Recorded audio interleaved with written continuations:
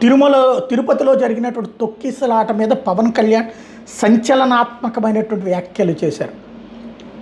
చంద్రబాబు నాయుడు వచ్చేటప్పటికి కింద స్థాయి అధికారుల సస్పెన్షన్తో సరిపెట్టే ప్రయత్నం చేస్తున్నటువంటి వేళ ఆయన సమగ్రంగా ఒకటి చంద్రబాబు గారు తను కొంతమంది నాయకులు వాళ్ళతో కలిసి తిరిగిన తర్వాత ఆయన ఫైండింగ్స్ అందరితో ఎంక్వైరీ చేశాక నేను ఈ డెసిషన్ తీసుకున్నానని హరనాథ్ రెడ్డి ఎవరైతే గోశాలకు సంబంధించినటువంటి ఇన్ఛార్జితో పాటుగా ఒక డిఎస్పి రమణ్ కుమార్ని సస్పెండ్ చేసి ఎస్పి సుబ్బారాయుడుతో పాటుగా ఎవరైతే జేఈఓ అలియాస్ అడిషనల్ ఈఓ ఇప్పుడు అడిషనల్ ఈఓని డిజిగ్నేషన్ చేశారు, గౌతమిని ట్రాన్స్ఫర్ చేయడం, సెక్యూరిటీ ఆఫీసర్ శ్రీధర్ని ట్రాన్స్ఫర్ చేయడంతో ఆ విధంగా రూట్ మళ్లించారు. అయితే వాస్తవం ఇట్లాంటప్పుడు కీలకమైన బాధ్యత టిక్కెట్లు రెగ్యులర్గా టిక్కెట్లు ఇచ్చేది ఎవరు? కొండపైన ఉండేటటువంటి అడిషనల్ ఈఓ అయినటువంటి వెంకయ్య చౌదరి. టోటల్ పర్యవేక్షణ ఎవరు?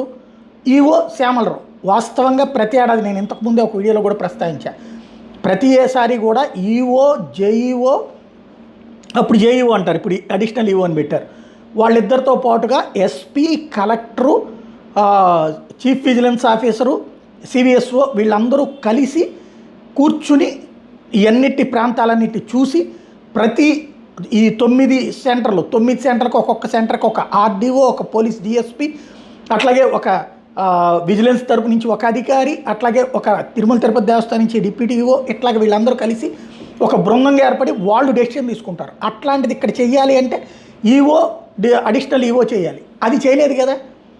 అది చేశారా? చేసుంటే కనుక అసలు ఈ సమస్య వచ్చి ఉండేది కాదు కదా.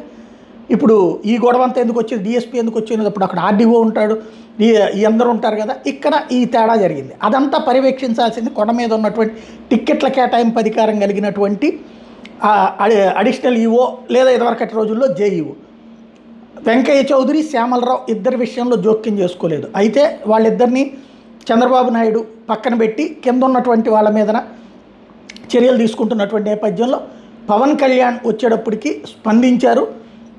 వాళ్ళిద్దరి మీద చర్యలు తీసుకోవాలి. ఒకటి, ప్రజలకి క్షమాపణ చెప్పారు తిరుపతిలో జరిగినటువంటి తొక్కిసలాటకి. అదే సందర్భంలో వాళ్ళిద్దరూ బాధ్యత వహించాలన్నారు. దీంట్లో బాధ్యులైన వాళ్ళని ఎవరిని వదిలిపెట్టడం, కఠిన చర్యలు తీసుకుంటామన్నారు, దర్యాప్తు జరిపిస్తామని ప్రకటించారు.